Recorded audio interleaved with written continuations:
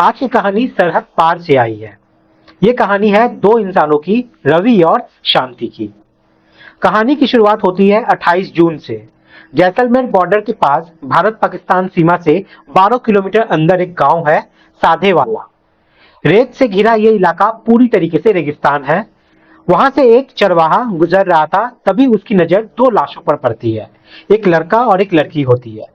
पास जाकर देखा तो अंदाजा लगाना मुश्किल नहीं था कि ये लाशें कई दिनों पुरानी थी। शरीर काले पड़ चुके थे, बदन सड़ चुका था। पास ही एक मोबाइल, एक चप्पल और एक खाली पानी का कैन मिलता है।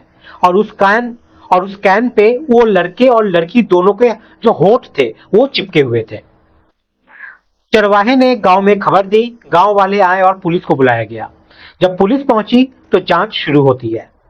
लाशों की तलाशी ली जाती है तो कपड़े से दो पाकिस्तानी आईडी कार्ड निकल के आते हैं। एक पर नाम लिखा था रवि कुमार, उम्र 18 साल, और एक था शांति बाई, उम्र 15 साल। मोबाइल की सिम भी पाकिस्तानी नेटवर्क की ही निकलती है। फिर ये सब बीएसएफ को सूचना दी जाती है और उनकी जांच यहाँ पर शुरू होती है। कॉल हिस्ट्री से कुछ नंबर्स निकाले जाते हैं और आखिरकार पाकिस्तान में रवि के परिवार से संपर्क होता है। अब जब ये खबर उनके घर वालों तक पहुंचती है तो वहां रोना धोना शुरू हो जाता है। और अब यहाँ से पता चलता है असली कहानी क्या थी इन दोनों के पीछे की। रवि और शांति पाकिस्तान के सिंध प्रांत के घोटकी जिले में रहते थे। वहीं पर फरवरी में दोनों की शादी हुई थी, घर वालों की रजामंदी से।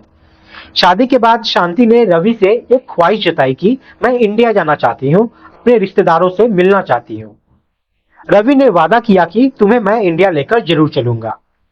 फिर रवि ने मार्च में भारत के वीजा के लिए आवेदन किया, लेकिन अप्रैल में पहलगाम में टूरिस्ट पर आतंकी हमला हो जाता है, जिस वजह से भारत सरकार ने कड़ा रुख अपनाया और पाकिस्तानियों को वीजा देना बंद कर दिया। इस फैसले के बाद शांति का दिल टूट जाता है, लेकिन कुछ समय बाद शांति ने रवि को फिर याद दिलाया कि तुमने मुझे वादा किया था कि मुझे इंडिया लेकर चलोगे। अब रवि ने उस वादे को फिर से निभाने का फैसला किया और कहा, भले ही रास्ता मौत का ही क्यों ना हो, मैं तुम्हें वहां जरूर लेके चलूंगा। 21 जून को रवि ने अपने पिता को बताया कि वो शांति को लेकर भारत जा रहा है। पिता ने मना किया, गुस्सा हुए, पर रवि नहीं मानता है। उसी दिन दोनों पति पत्नी मोटरसाइकिल से निकल पड़ते हैं। रास्ते में पाकिस्तान के नूरपुरी इलाके की नूर फकीर दरगाह पर मन्नत मांगते हैं और फिर सरहद की तरफ बढ़ चलते हैं। अब जहां से रेगिस्तान शुरू होता था वहां वो अपनी बाइक और बैग को छोड़ देते हैं। सिर्फ 5 लीटर की पानी के कैन लेकर, यानी कि 10 लीटर पानी लेकर, और पैदल वो निकल पड़ते हैं रेगिस्तान पार कर भारत की सीमा में प्रवेश करने के लिए। लेकिन वहां रवि जो है वो रास्ता भटक जाता है। चारों ओर सिर्फ धूप, रेत और वीरानी। एक तरफ प्यास न तर पाया तो दूसरी तरफ सूरज ऊपर से जल रहा था, रेत नीचे से झुलस रही थी।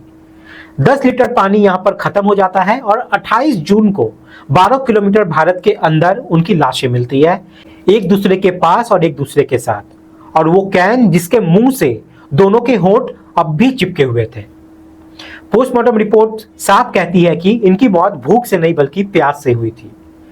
अब सवाल उठता है कि क्या रवि का तरीका गलत था? तो हाँ, कानूनन गलत था। बिना वीजा, बिना परमिट भारत आना गैर कानूनी है। लेकिन सरहदें इंसानों ने बनाई है और मोहब्बत सरहदें नहीं मानती। रवि से गलती यह हुई थी कि उसने इंतजार नहीं किया। उसे थोड़ा इंतजार कर लेना चाहिए था। हो सकता था कि वीजा की रोक जो है वो हट जाए। पर यह 18 साल का रवि सिर्फ एक वादा निभा रहा था अपनी 15 साल की पत्नी के लिए। इस कहानी को सुनकर यह महसूस होता है कि सच्ची मोहब्बत क्या होती है। आज के समय में जब हम पति पत्नी की नफरत भरी खबरें सुनते हैं, सोनम, मुस्कान, ऐश्वर्या, आफ्ताब जैसी नामों में डर छिपा होता है, वहीं रवि और शांति की कहानी इंसानियत की फिर से याद दिलाती है कि मोहब्बत कभी खून करने की इजाजत नहीं देती। मोहब्बत वो है जो नफरत से भी मोहब्बत करना सिखा देती है। आज के दौर में जब लोग पानी की बर्बादी करते हैं, तब सोचिए अगर उस रेगिस्तान में उनके पास सिर्फ 1 लीटर पानी और होता तो शायद ये दोनों जिंदा होते और शायद बस्ती तक पहुंच जाते। लेकिन ऐसा नहीं हो पाया। अब इन दोनों की लाशें पहचान होने के बाद उनके भिलवाड़ा में बसे जो रिश्तेदार थे उन्हें सौंपी गई है और सोमवार को वहीं उनका अंतिम संस्कार किया गया है। तो दोस्तों, ये थी आज की सच्ची और दर्द भरी कहानी रवि और शांति की। एक वादे को पूरा करने के लिए जान देने वाली मोहब्बत की कहानी। एक ऐसी मोहब्बत जो सवाल बन गई इंसानियत पे, सरहद पे, मोहब्बत पे, और पानी तक को भी इसने नहीं बख्शा। आपकी इस पे क्या राय है कमेंट सेक्शन में जरूर बताएं। मिलते हैं अगली वीडियो में। धन्यवाद।